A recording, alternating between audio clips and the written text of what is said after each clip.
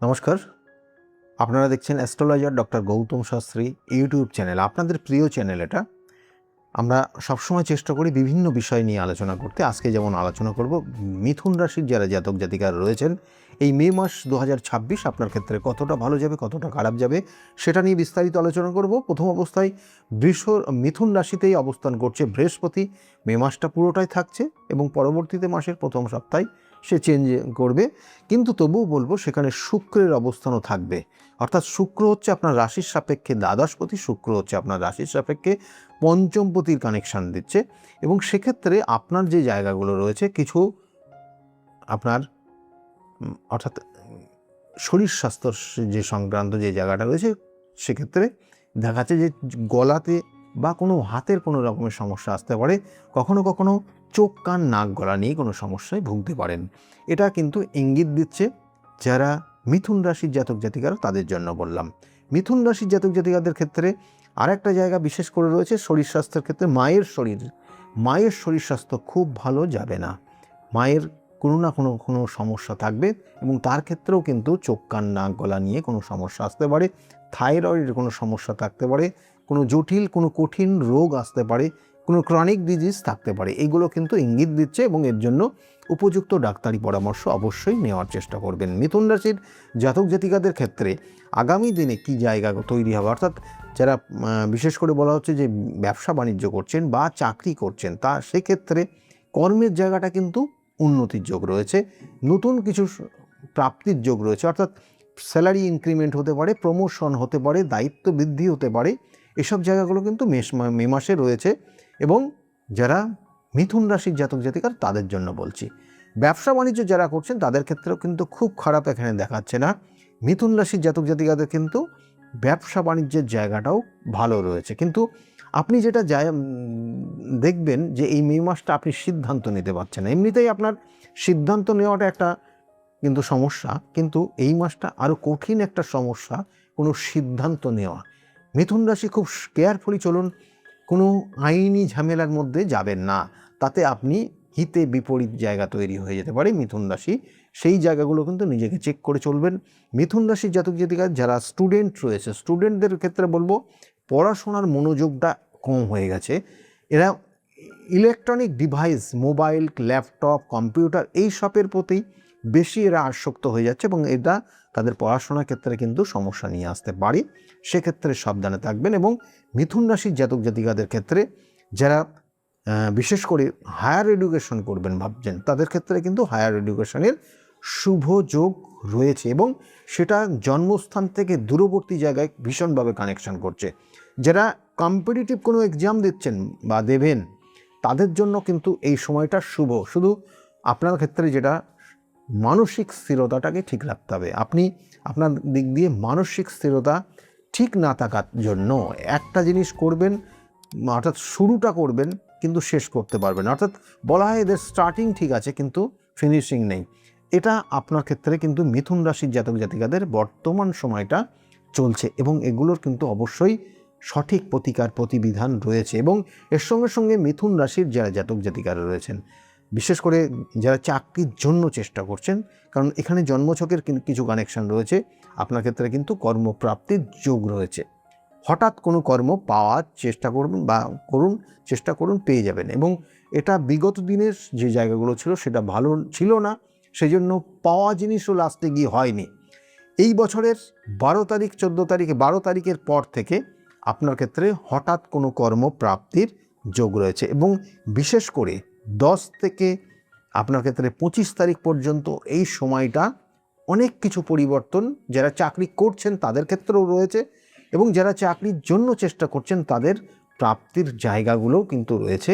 খুব powerful connection. এবং যারা এই মিথুন রাশির জাতক জাতিকারা রয়েছেন, বিশেষ করে দাম্পত্য জীবনে যে জায়গাটা রয়েছে, দাম্পত্য জীবনে কিন্তু একটা অস্থিরতা, একটা সম্পর্কের জায়গায় একটা চিড় এবং ভুল বুঝাবুঝি, এবং এর কারণে অনেক সময় এরা দুই ছাদের নিচে অর্থাৎ একই ছাদের নিচে থাকতে পারে না।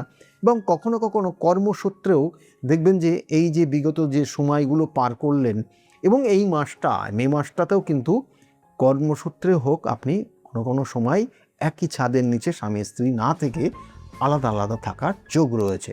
এবং সেটার সঙ্গে সঙ্গে বলবো যে এই মে মাসের শেষের দিক থেকে আপনার অর্থাৎ 21 তারিখের পর থেকে ধীরে ধীরে এই সমস্যার থেকে আপনি অনেকটা বেরিয়ে আসতে পারবেন। যারা ডিভোর্স কেস বা ডিভোর্সের মধ্যে পড়ে গেছেন তাদের দেখবেন যে এই সময়টা একটা চেঞ্জের জায়গা রয়েছে। যে সিদ্ধান্তটা নিয়েছিলেন সেই সিদ্ধান্ত থেকে পিছিয়ে এসে একটু অন্যভাবে নিজেকে তৈরি করার চেষ্টা করছেন এবং আগামী দিনে সংসার করার ক্ষেত্রেও কিন্তু জায়গাগুলো ভালো রয়েছে। যদি আপনার জন্মছকের সঠিক কানেকশান পেয়ে থাকে তাহলে সেগুলো কিন্তু রিকভারির যোগ রয়েছে। এবং এর সঙ্গে সঙ্গে যারা প্রেমিক প্রেমিকা রয়েছেন তাদের জন্য বলবো এই সময়টা আপনার ক্ষেত্রে খুব একটা খারাপ দেখাচ্ছে না। এবং সঙ্গে সঙ্গে বলবো যে আপনাদের ক্ষেত্রে অনেক জায়গায় ভ্রমণের যোগ রয়েছে এই মুহূর্তে, এটা কিন্তু জায়গা রয়েছে। যারা প্রেমিক প্রেমিকা রয়েছেন তাদের জন্য বললাম মিথুন রাশি। এবং মিথুন রাশির জাতক জাতিকাদের ক্ষেত্রে আর একটা বিশেষ ইঙ্গিত রয়েছে যে সন্তান নেওয়ার জায়গা, সন্তান নেওয়ার ক্ষেত্র ভালো রয়েছে, সম্পত্তি কেনার জায়গা রয়েছে, বাড়িতে কোনো শুভ অনুষ্ঠান হতে পারে সেটার শুভ যোগ রয়েছে। এবং কখনো কখনো আপনি আপনার নতুন কোনো সম্পত্তি পেতেও পারেন বা কারোর থেকে আপনি হঠাৎ করে সম্পত্তি পেতে পারেন, এগুলো কিন্তু মিথুন রাশির জাতক জাতিকাদের রয়েছে। এবং এর সঙ্গে সঙ্গে বলবো যে যাদের ক্ষেত্রে বিবাহের খুব কঠিন সমস্যা চলছিল তাদের ক্ষেত্রেও কিন্তু কিছু যোগ রয়েছে সেগুলো রিকভারি করার বা এবং বিবাহ হওয়ার। মে মাসের এটা কিন্তু 12 তারিখ পর্যন্ত খুব পাওয়ারফুল কানেকশান রয়েছে এবং এই জায়গাগুলো কিন্তু নিজেরা চেষ্টা করুন। এবং এর সঙ্গে সঙ্গে বলবো যে আপনার ক্ষেত্রে আপনার কোনো কাজের মানুষ তারা কিন্তু আপনাকে সমস্যায় ফেলতে পারে।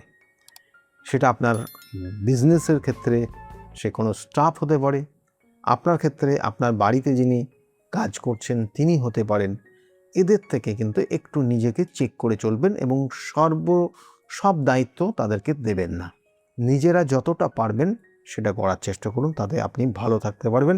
নয়তো তারা কিন্তু কোনো সমস্যায় আপনাকে হঠাৎ করে ফেলে দিতে পারে।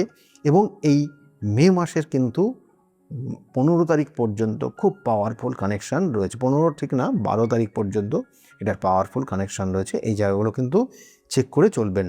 আর ভ্রমণের ক্ষেত্র মিথুন রাশির অবশ্যই ভ্রমণ রয়েছে, কিন্তু ভ্রমণের ক্ষেত্রে কিন্তু হঠাৎ করে ভ্রমণ হবে, মানে কোনো সিদ্ধান্ত নেই, হঠাৎ করে দেখবেন আপনাকে যেতে হচ্ছে বা প্ল্যানিং হয়ে গেছে। তাহলে এই রকম জায়গা কিন্তু মিথুন রাশির জাতক জাতিকাদের রয়েছে। আমি বারবার বলি যে কিছু কিছু অশুভ যোগ যেগুলো আপনার জন্মছকের হওয়া কথা কিন্তু হচ্ছে না, বারংবার চেষ্টা করছেন হচ্ছে না। কখনো কখনো আপনার জিনিসটা আপনিই একমাত্র সেই জায়গার অধিকারী ছিলেন, কিন্তু আপনার ক্ষেত্রে হলো না, অন্য আরেকজন নিয়ে গেল। আপনি কলিগদের মধ্যেও দেখবেন যে আপনি যে কর্ম করছেন যথেষ্ট পরিশ্রম করে কর্ম করছেন, কিন্তু তুলনামূলক স্যালারির ইনক্রিমেন্ট, স্যালারি যে জায়গাগুলো সেটা তুলনামূলক আপনার কলিগের থেকে আপনি কিন্তু অনেক পিছিয়ে আছেন। এটা কেন হয়? জন্মছকের নেগেটিভ ভাইব্রেশন আপনার জীবনের কিন্তু সমস্যা নিয়ে আসে। আমি বারবার বলি যে গ্রহ নক্ষত্র এরা আমাদের জীবনকে অনেক সময় পরিবর্তন করতে পারে, অনেক সময় এরা কিন্তু প্রভাবিত করে বা সর্বদাই প্রভাবিত করে। এটাই জেনে রাখুন, জন্মছকের গ্রহ নক্ষত্র এরাই আপনার জীবন অনেক কিছু পরিবর্তন করে দিতে পারে। সেই জন্য বারবার বলি তার সঠিক প্রতিকার প্রতিবিধান রয়েছে। কনজাংশন কানেকশন অনুযায়ী কিছু গ্রহ নক্ষত্র আপনাকে কিন্তু একদম সর্বশান্ত করে দিতে পারে, আবার আপনাকে ওই কনজাংশন অনুযায়ী আপনার গ্রহ নক্ষত্র আপনাকে সর্বোচ্চ জায়গায় পৌঁছে দিতে পারে।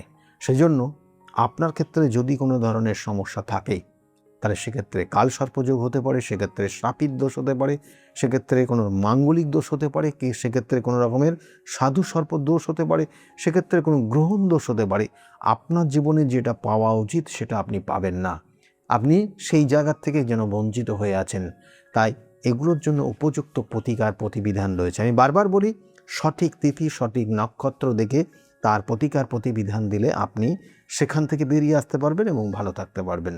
যাই হোক, মিথুন রাশির জাতক জাতিকারা যেটা করবেন, প্রত্যেক বুধবার করে গণেশজিকে দুর্বা দেবেন এবং এই দুর্বা আপনি কিন্তু অবশ্যই বুধবার করে দেবেন এবং সেগুলোকে গুছিয়ে রাখবেন। প্রত্যেক বুধবারের দিন, পরের দিন বৃহস্পতিবার সেগুলোকে কালেক্ট করে একটা লাল কাপড়ের মধ্যে জমিয়ে রাখবেন এবং মাসের শেষের যে বুধবারটা হবে সেদিনকে দেওয়ার পরে পরের শুক্রবার করে আপনি সেই দুর্বাগুলোকে কোনো জলে দিয়ে আসবেন। এটা আপনি করবেন।